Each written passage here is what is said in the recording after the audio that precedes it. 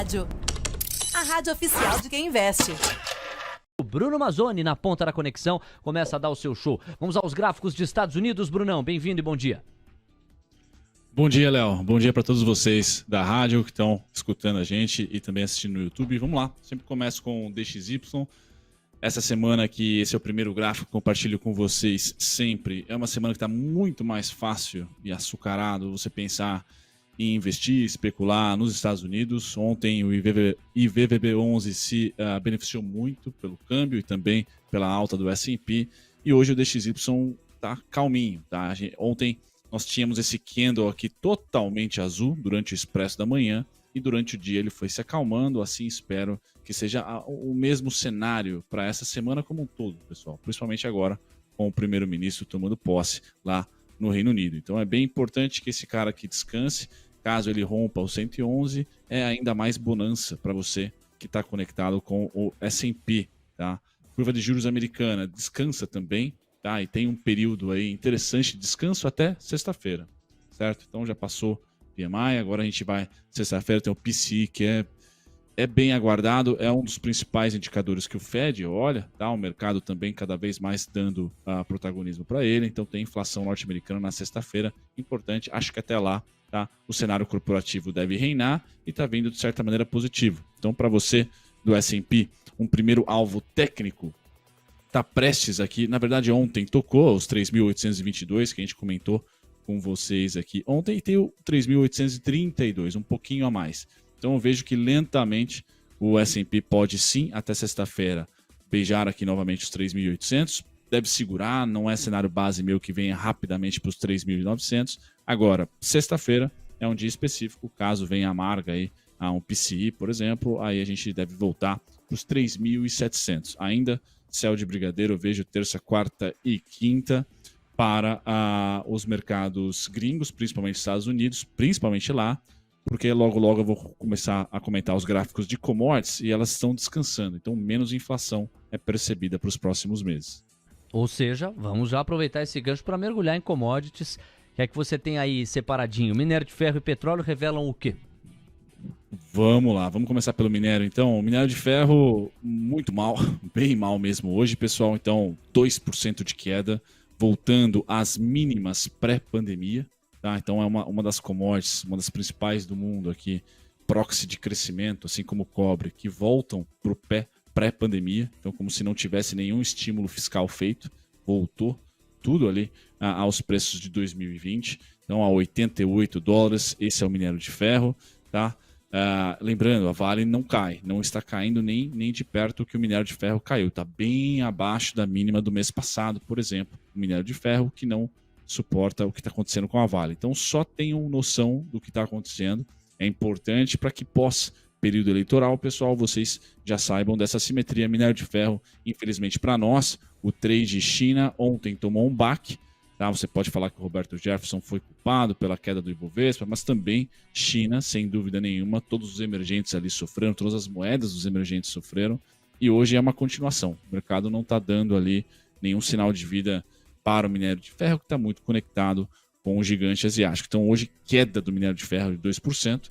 Tá? Quando a gente vai para o petróleo, é uma queda também acima de 1% hoje, mas quando a gente olha para estabilidade ou para a visão gráfica, show de bola, tá ali nos 91, nos 92. O pessoal vai ter muita dificuldade de romper esses 88, tá? E eu continuo, se não esse mês aqui, no mês que vem, vamos para 99, pelo menos essa seria o meu cenário base, mais uma ondinha aqui de alta, o petróleo. Petróleo estável, tá? O que é bom para a economia real, o minério de ferro caindo, o que também, de certa maneira, é bom para a economia real. Agora, para as aplicações financeiras, o minério está bem mais frágil, Léo. Minério bem mais frágil, e eu gosto quando você diz que ele é uma proxy de atividade de crescimento, de robustez econômica a nível global, e não é isso que ele está passando de mensagem. É bastante forte dizer que ele volta ao patamar pré-pandemia. É como se nós desprezássemos, como você bem adiantou, todo o nível de estímulos, de afrouxamento fiscal, entre outras coisas. É como se nada disso tivesse feito efeito e nós voltássemos a ver exatamente o patamar que precedeu a crise pandêmica. Para se avaliar. É daí que aquele tombo ontem em Hong Kong de 6% e uma projeção muito mais tímida de atividade na China também ajuda a explicar aí muito esse cenário. Brunão, vamos passear por Dolfoot, Indifut, calibrar as expectativas. 4 minutinhos para a bola rolar, 3 agora, diga lá. Vamos lá, Léo. Primeira parte é curva de juros, pessoal. Ontem foi um dia simbólico para mim aqui, né? Eu que sempre venho falando, não escutem o analista. E o único destaque que eu vou dar para nossa curva de juros longa é o seguinte: ontem, tá? Especificamente ontem, e beliscou semana passada, mas ontem a gente fechou acima aqui, muito próximo da máxima de sexta-feira pré-primeiro turno. Então, gravem na memória aí qual era o preço do Ibovespa na sexta-feira pré-primeiro turno.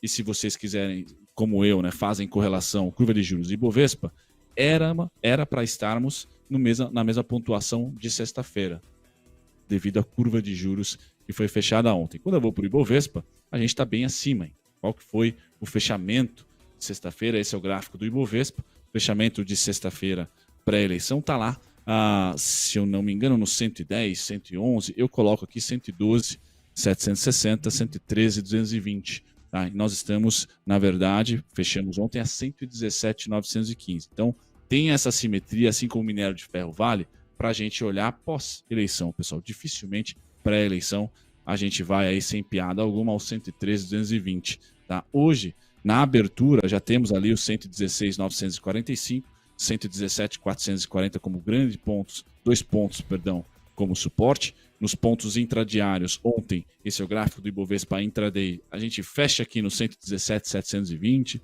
117,675, pessoal, e tem alguns suportes próximos aqui, 116,945, 116,880 e o próprio, como comentado aí, o 117,440. Bruno, até onde o Ibovespa pode ir na sexta-feira? Se continuar com esse mau humor, tá? O trade Bolsonaro virar o trade China, mais a possibilidade ali de um, não digo trade Lula, mas só de um esvaziamento, pôr no bolso o trade Bolsonaro, ou seja, os grandes, o dinheiro grande, ele liquidar, ir líquido para as eleições e não posicionado, tá? Até onde o índice pode ir? 113, 225, 112, 760. Tá? Ali seria o máximo de queda para o índice. Para cima, quais foram os suportes deixados ontem, pessoal? Ontem eu vou identificar que foi China, uma grande culpada dos emergentes como um todo, tá? Realização pós-vencimento de opções e Roberto Jefferson. Então, tem 3 eventos ontem que favoreceram ali queda, tá, pessoal? Então, eu não coloco só um ou só outro. Por isso que essas resistências aqui, se o mercado virar para cima, por exemplo, por uma pesquisa, etc., são fracos. Tá? 118,930, 119,235, tá? E aqui eu venho 120,165 e eu postei todos os pontinhos para vocês lá no Trade Ideas, tá? Então, 3 eventos favoreceram ontem a queda do Ibovespa, na minha opinião, não somente um, tá?